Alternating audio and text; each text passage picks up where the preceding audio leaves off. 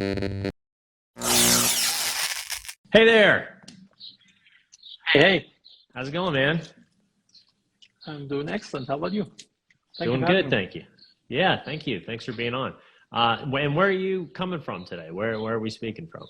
I'm in Bodrum, Turkey. Wow. What's going on there?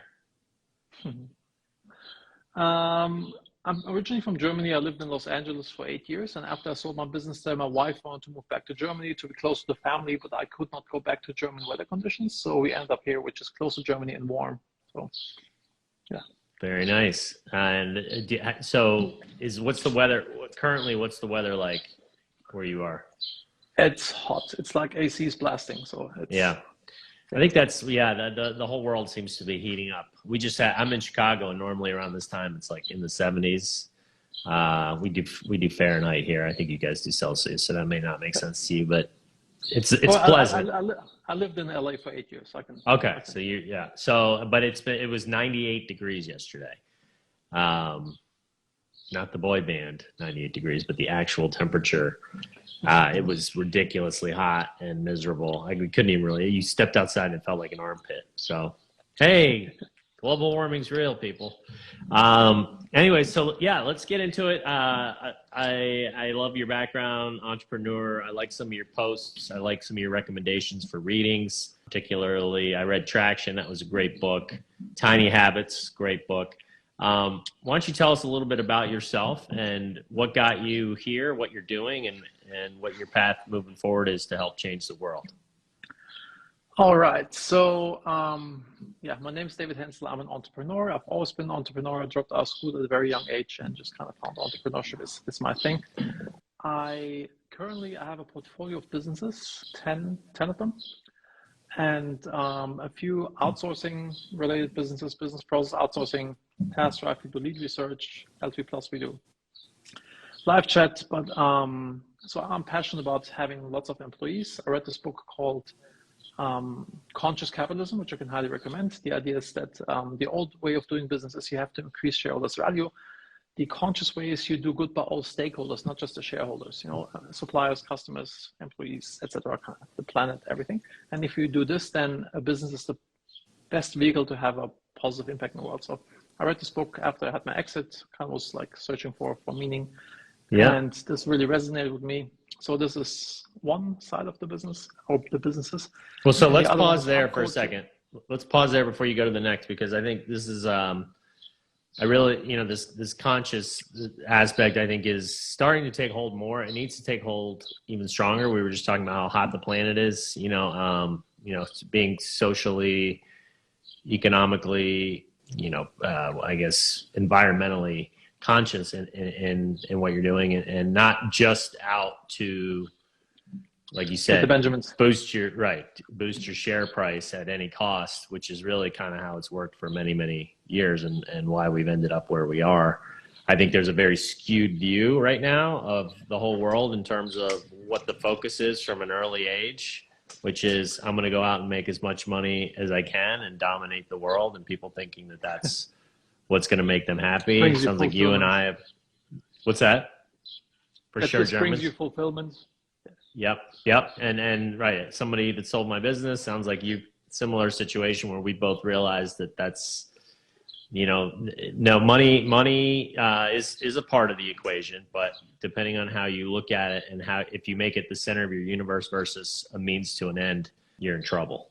And so, yeah, I love that you're doing. So can you give examples of some businesses that you feel are nailing this aspect? I mean, the idea is, there's like lots of businesses that, for example, like a for-purpose business like Tom Shoes, for example, they Mm-hmm. overdid it a little bit, I guess, to some degree, giving away too many shoes. But yeah, I guess having a business like this does for-purpose businesses do great things. But also, if you just like treat the people that work for you really well, you give them a great place to work, you pay them a fair amount of money, you have a good culture in the business, and you just build this great culture and values inside of the business. I think this is also one way of making the world a better place, because people become more aware, this and become conscious, and this will have this ripple effect. Absolutely. Yeah. And so how are you incorporating that into the businesses that you're doing now? I'm very mission driven in all of the businesses, and two stand out that do this the most. So I have managing happiness, so we're kind of aligned on the happiness front, right? And helping people to find happiness. Managing happiness helps people to figure out their personal mission, vision, and core values, and their habits that they need to actually get the stuff that they set out, to do. And so my personal mission on a professional level is to be a change agent who's transforming the lives of individuals and organizations so they can reach their full potential. This I found this makes me the happiest, right? And I was doing these group cohorts with Managing Happiness, and I couldn't find a software that was making it easy for me. So I started building a software, which is now upcoach, upcoach.com. And so I'm very passionate about these two businesses, particularly because with upcoach, I can empower thousands of coaches to help millions of people to thrive. So I guess like that's the leverage with that. Yep. And so, just going back to your mission of helping people reach their full potential / become their happiest and best selves. Like what is your definition of happiness? I'm always curious to hear, because there's, there really is no universal definition, which I think we should get closer to. I think that would help people understand from an early age, what it is you're actually trying to accomplish and work. And it means something slightly different for everybody. But so, yeah, what does it mean for you? And how for are me, you fulfilling it means kind of like figuring out what you really want, not what society tells you, kind of, as you said in the beginning, just like running after money. So once you really understand what you really want and then working towards this, and growing and expanding in all areas of your life. I think if a tree is not growing anymore, it's dying. If a business is not growing anymore, it's dying. If a relationship's not growing anymore, it becomes stale and also fades away. Yeah. Same with you. We always want to grow and expand. It's kind of like, the universe expands and we also want to expand. So I guess, this growth aspect, I think, is a crucial thing. And then, of course, doing this with people that you enjoy hanging out with, kind of having fun doing this. In German language, we use the word job from the English language, but job we only use for, like, if you work at the pizza joint to pay your for school or whatever.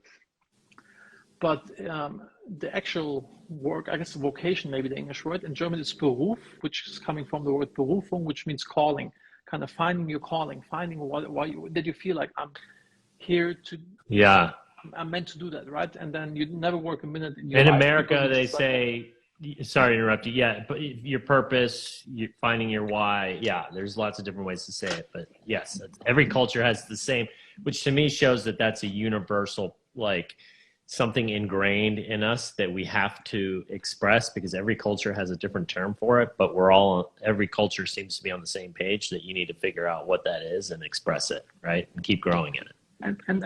And then, of course, like Maslow's hierarchy of need, like first you kind of like make sure you have food and shelter and blah, kind of these type of things, these basics.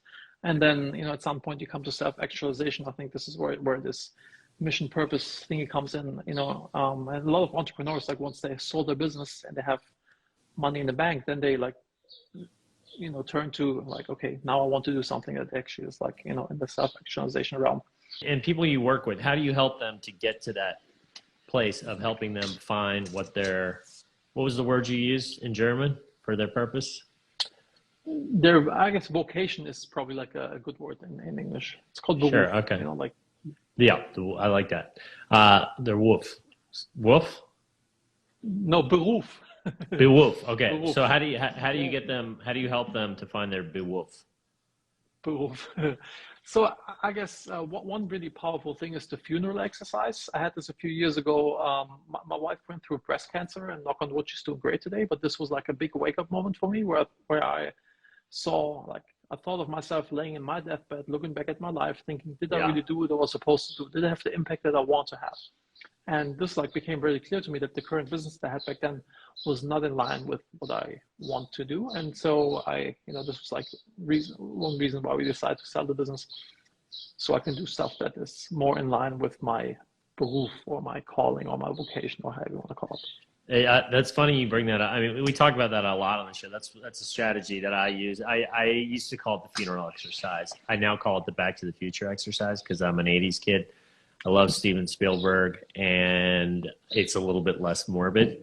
So I kind of say, okay, flash forward to to the end, and like you said, you're being eulogized or lying on your deathbed. What it is that you really want said about you, and that just forces you to get rid of all the bullshit and all of the stuff that is these miswantings that you're experiencing and thinking, like, if I do this and if I act like this and if I chase this, it's going to make me happy. But if you go to the end of your life, you realize, like, none of that shit's going to matter. Like, what does it matter if you have $1 million, $10,000, $1 million, or $1 billion when you die? Yep, right? You can't take it with you. So it kind of forces you to say, okay, but I want good relationships. I want a lot of people at my funeral that say really nice things. And what are the things you want them to say? And then you come back to the past, back to the future to say, okay, what does my life look like? You put a big magnifying glass on your life and you say, okay, what does it look like now? And am I on track to get to that point, to where I want to be? And if not, I look at everything in terms of habits. Seems like you've read some habits books as well, that we are our habits are us. And so for me, it's all about taking those, what I call failure habits, and replacing them with success habits, right? And so it's about just kind of one by one, very slowly and methodically, tiny habits. I saw that book you read. You can't do it all at once, or you're going to get overwhelmed and you're going to give up. Collapse. But once they get, the cool thing about habits is they don't care if they're good or bad, helping or hurting you, right? Once you've got them, they're on autopilot, and they'll compound into doing their thing over time and forming the person that you are. So the key is to be able to get through, and this is what's so hard for people, right? Is to get over that front-loaded hump of replacing those habits that are killing them and causing that negative momentum. Yeah, I'm a total habits nerd. I don't know if this. Okay. Can you see my screen when I hold it like this? Is this really legible? So after kind of. But what are we looking at here? We'll have this North Star document. This is what people create in the Managing Happiness course, kind of figuring out your core values and figuring out the vision and the mission for the role as for yourself, mind, body, and spirit, and the goals that you have in this regard. Then for you as the professional vision, mission, and then for you as the family man, mission and vision. And then we also have a habit tracker in here, because as I believe habits determine everything in our lives. If we're rich or poor, happy or unhappy, fat or fit, it all boils down to which habits do we really cultivate. And one tip on habits that helps me tremendously, because I always fall off my habits. I have two things that tremendously help me to get back on the horse fast and to also notice when this is about to happen. So one is my inbox zero habit. So basically at the end of the day, I want to have like all emails archived in my inbox. And if I'm not doing this for over a week, it's like the canary in the coal mine. It's like it tells me that, okay, you've been overworked, you have too much on your plate. Because if I do this too long, then my good habits will fall away. I will not work out in the morning because I'm too stressed, and this and this. So piece by piece, I'm falling apart basically. And this, I realized that this is like the thing that helps me to early warning sign that something's not right. Right. Second thing is my restart routine. Once I actually fall off the wagon, I have like a restart routine, which is like consists of a few like self-care thingies, things that help me to get better. Like, it's like kind of getting a massage, like whatever, going on a run, buying myself a gadget, whatever. And once I do this, I tell myself, okay, from tomorrow on, you're on good behavior again, because like doing these habits is not really a hard thing. Like packing your bag and going to the gym is not hard. It's just like this mental hurdle that you want to overcome. And if you do the self-care routine, at least for me, it helps me to, it's much easier to do this. And the last thing I want to share with you on this regard is I have an error log. So every time when something doesn't work, every time when I mess up on something, I have this error log. I write down what did not work, and then I contemplate on how can I get out of this state, or what can I do to make sure this never happens again, right? And I have this in all of my businesses, and I have this, for myself. And so we're like a self-healing machine. We always kind of like get better and figure these things out, so. I love that. Yeah. I mean, and that's comparable to, right. I like to use the word, failure is mandatory, fail forward. First attempt at people, learning FAI. right? Yep, right. There's so many. It's amazing to me that word still has such a negative stigma. And again, it goes back to society and culture. I'm U.S. You're in a completely different part of the world. Yet I think it proves that it's kind of a universal, again, one of these universal principles of, I think it's fear, the fact that fear will start to creep in, and and because of the way that we're raised, where, you're judged at every stage, your grades, hey, are you an athlete? Hey, do you need to do better? Versus, I'm sure you're familiar, at least if not read, the book called Mindset by Carol Dweck. Are you familiar? That's a recommend for you. Basically, her whole thing is, if you want to get people in the mindset of failing forward, this stuff we're just talking about, from an early age, and I have small kids, so this is what I'm doing. It's all about trying. Like, don't even use the word good and bad, and you won, you lost. Like that's what, what kids hear all the time. And then what ends up happening is they start to put themselves in a box as they get older, and they say, well, I'm good at this and I'm not good at this, so I need to stay away from that. And then if you think you're good at something and you don't do well, you fail, then you're a failure and you're bad, and you get upset, and then that just compounds, and then you get, so versus, hey, you haven't done it yet. Great trying. Yes. Oh, you know what? That was really great trying. And next time you're going to get it. And, you didn't nail it on this one, but if you keep trying, you're going to, and we beat that into our kids' heads. Beat it. And sure enough, I mean, I got a 6 and a 3-year-old and a 2-week-old. And congrats. The 6-year-old in particular now, I mean, he just to listen to his vocabulary is really cool, because he's constantly saying, hey, Dad, I tried really hard today. He's like, I didn't accomplish my goal, but I know next time I'm going to be able to. And just hearing him say stuff like that, it's the right mindset. Yeah, dude, like, right. That's everything, because he's now, and at dinner we say, we have our peaks and valleys. So I say, what was the peak of your day, the best part of your day? And then what was the valley? How did you fail? And what did you learn from it?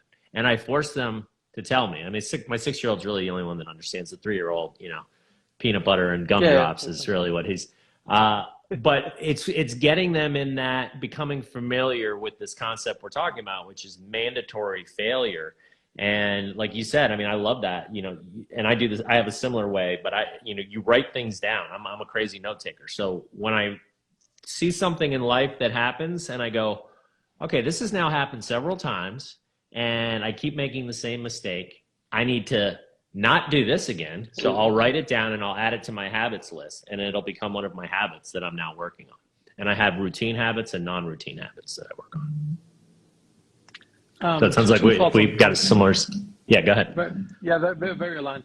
Well, one thing that you may like is I'm a big core values nerd, like vision, mission, values nerd.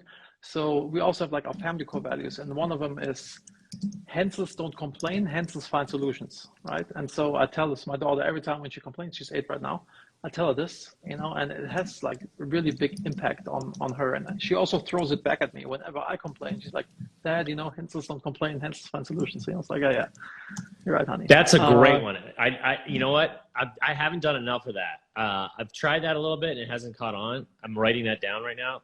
I like that phrase, because kids, it's in their DNA to complain, right? It's just, you can't stop it. But if they start to get into their mind, and if they get to the habit at some certain point, like, oh, I'm starting to complain, and then they catch themselves and they figure out, how can I solve this on my own? Holy cow. And solve it on their own without you having to, breastfeed them, for lack of a better term. Do it. Because when you do it, I mean, it's also in our DNA. I feel like as parents, we want to nurture and coddle our kids, and we want to do things for them. But that's the exact opposite that we should be doing, because do you want strong kids or protected kids? Right? It's kind of like make the choice. And another thing on you use the word try a lot with your kids, and I think the way you're using it is great to kind of get them into this mindset.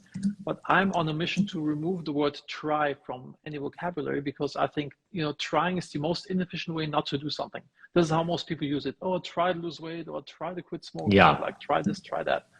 you know. So I'm like, because then trying is coming from a state of fear, and one of my main mantra is make decisions out of love and not fear. You know, I have like these stickers here, love not fear, and I have like I just bought the domain lovenotfear.org, and I'm really big on this because and I want to share with you why is this so significant for me.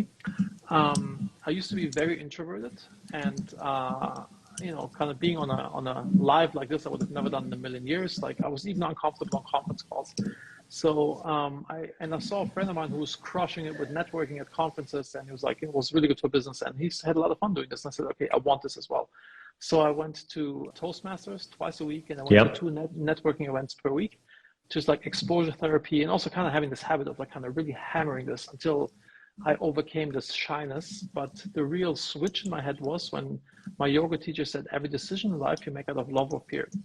Because these are the basic emotions why you do anything, and if you can get to the point that you always make it out of love, you know, you'll be golden. So, for example, in public speaking, you know, if I'm full of fear, I think like, oh, do they think I have a weird German accent? Do they think what I'm saying is stupid? Do they think I look weird? And then I can't give a presentation, right? But if I do this out of love, because what I can help them in their life and their business, I can roll, you know, I can give a great presentation. Yeah. Or in sales, I used to hate sales with a passion, but if I sell you something, it's like, hey, buy this product because I think it's going to really have a positive impact in your life, then I can even be pushy and say like, you know, hey, dude, like freaking buy this, it's going to be great. Versus if I just do this because out of fear, I have to pay my mortgage, I have to hit my numbers, I can't sell for the life of me, and you also feel where this is coming from. You know, so I could go on and on about this, but yeah, this is like my main mantra. Yes, I love it. I love it. And you know, I take that a step further back, and so everything we're kind of talking about, which is you know, attack failure as mandatory and something that is not a bad thing, but a good thing. And what did you learn from it and fail forward, as well as facing your fears head on and embracing them, however you want to say it. I actually classify it as two types of people. I call them growth owners versus fixed victims. And again, it goes back to some of the stuff I learned from Carol Dweck's mindset book, along with a bunch of other books. That fixed victim is that person who says, my brain is the way it is, the way I look, the way I'm built. I can't change it. There's nothing I can really do. This is who I am. And I'm sort of destined to live this type of life, and you put yourself in this box. And when you fail, you feel really bad about it because it means that you're a failure. And, you know, you just essentially kind of go through life just avoiding things because you're so afraid to fail. And then you never get anything done. Like you said at the beginning of this talk, growth is happiness. And I couldn't agree more. I always use the term the ABG, always be growing. Like to me, if I had to say one word that would describe happiness or one phrase, it would be ABG. Like just as long as you're growing, but make sure you're growing in the right areas. Like you said, the core values are important. Yeah. I have my 5 core values. You've got your system. Love, not fear was one. I kind of another tangent. Another acronym did I love is tangent. I went on a tangent. So just I go on another tangent because I think it's really good in terms of growing. Yep. When I sold my last business, the guy who bought the business, he has this core value in all of his businesses, which is CBNO, challenging but not overwhelming. Like whenever you want to grow, you want to be challenged but not overwhelmed. This is like for yourself, like what kind of challenges you give yourself, and also for your team. You know, like when you're in the gym and you have like a dumbbell that's like way too heavy to lift up, like you will not gain any muscle. If it's too light, then you'll also not gain any muscle. So you want to have something that's challenging. It's kind of hard, but not overwhelming. So I think that's also like a really good core value or like a way to live by when you want to grow, to always challenge yourself but not overwhelm yourself. Challenge your team but don't overwhelm your team. Yeah, I like that CBNO. Yeah, I have a couple of acronyms that I have in my habits. One is I have so there's one called CORE, COR, and it's I use it every single morning to keep me on track and focused and prioritized on the things that are going to actually move the needle versus getting caught up in all the millions of to-dos and distractions going on in our world. And so I commit. C is for commit. I say, okay, this is what I want to get done today. And this is all based on, I have goals from, long-term, mid-term, short-term, broken down. And I say, okay, what do I want to commit to today?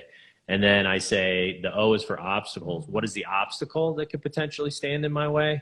Is it fear? Is it playing on my phone? Is it, getting distracted by, going down a rabbit hole of ADD and working on a document that doesn't really matter, which is something that I tend to do. And then the last one is R for reward, which is basically how good is it going to feel if I actually accomplish that? And sometimes I'll even give myself an actual physical, like a real reward. Sometimes I just say, you know, the reward itself and getting it done just feels so good, as we all know. Like when you say you're going to do something and you follow through, and even if you know, have to work a little bit harder and put in that extra time and you get it done, there's no better feeling, right? And so it's just kind of a reminder. And then sometimes I'll say, okay, if I finish this by early, I'm going to go hit golf balls for an hour or something, right? So it's just helping you laser focus on the things that matter. And I do that every morning. And the obstacles is an important part of that, because we all have obstacles that get in the way of us doing things. And it's important that you identify yours.